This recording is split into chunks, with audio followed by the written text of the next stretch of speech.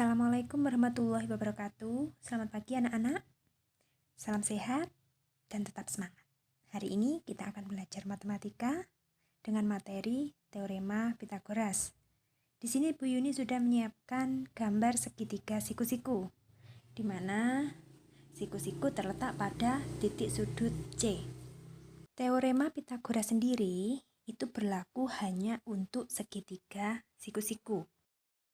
Pada segitiga siku-siku terdapat sisi terpanjang, yaitu pada bagian sisi miring, dan juga terdapat dua sisi yang lain pembentuk sudut siku-siku. Dalam penamaan titik sudut pada segitiga biasanya menggunakan huruf besar, dan untuk panjang sisinya menggunakan huruf kecil, di mana untuk panjang sisinya itu biasanya mengikuti nama titik sudut di depannya. Contohnya, sisi B itu berada di depan sudut B.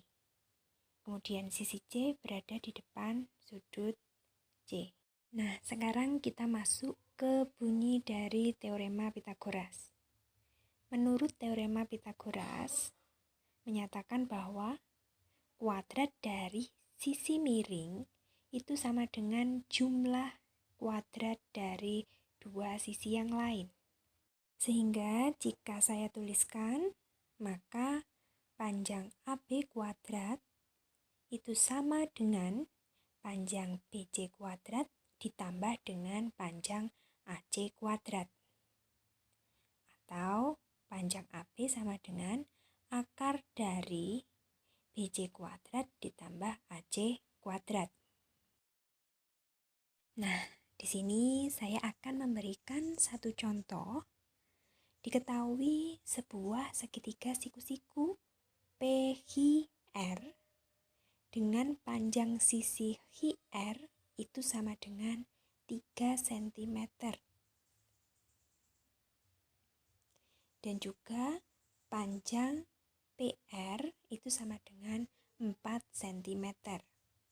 Yang ditanyakan adalah panjang PH.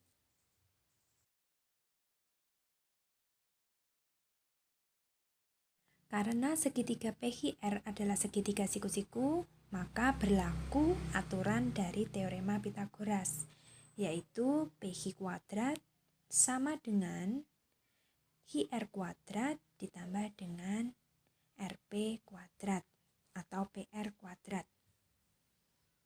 Sehingga didapat PH itu sama dengan akar dari HR kuadrat ditambah RP kuadrat. Sekarang kita substitusikan. Untuk nilai HR itu sama dengan 3, maka sesuai rumus HR kuadrat sama dengan 3 kuadrat dan RP sama dengan 4 cm, ditulis 4 kuadrat. Hasilnya 3 kuadrat sama dengan 9 dan 4 kuadrat sama dengan 16. Kita jumlahkan, hasilnya akar 25 dan akar 25 sama dengan 5 cm. Sehingga panjang PH itu sama dengan 5 cm. Sekarang kita masuk ke materi triple Pitagoras. Triple Pitagoras merupakan kelompok 3 bilangan asli yang memenuhi ketentuan, yaitu kuadrat bilangan terbesar sama dengan jumlah kuadrat dua bilangan yang lain. Di sini saya akan memberikan contoh satu kelompok bilangan triple Pitagoras, yaitu 3, 4, dan 5. Menurut aturan teorema Pitagoras menyatakan bahwa sisi terpanjang pada segitiga siku-siku ketika kita kuadratkan hasilnya akan sama dengan jumlah kuadrat dari dua sisi yang lain. Sedangkan pada bilangan 3, 4, dan 5, sisi terpanjang adalah 5. Sehingga 5 sebagai nilai C, sedangkan 3 dan 4 sebagai nilai A atau B. Kemudian kita hitung nilai C kuadrat atau 5 kuadrat akan sama dengan nilai A kuadrat plus B kuadrat. sehingga terbukti bahwa 3, 4, dan 5 merupakan kelompok bilangan triple Pythagoras. Sebagai contoh lain, diberikan angka 6, 8, dan 12. Pertanyaannya, apakah kelompok bilangan ini termasuk bilangan triple Pythagoras? Kita pilih angka terbesar, 12, kita kuadratkan. Apakah hasilnya akan sama dengan jumlah dari kuadrat bilangan yang lain? Ternyata setelah kita hitung, hasilnya tidak sama. Sehingga bilangan tersebut bukan termasuk triple Pythagoras. Selanjutnya masuk ke materi penggunaan teorema Pythagoras dalam pemecahan masalah kesebangunan. Di sini diberikan contoh 2 buah segitiga siku-siku yang mana pada segitiga ADE, sisi AD dan sisi DE sudah diketahui. Maka kita bisa menentukan panjang dari sisi AE. Sedangkan untuk segitiga ABC, sisi BC sudah diketahui, dan untuk sisi AB itu bisa didapatkan dari kita menghitung terlebih dahulu panjang sisi AE.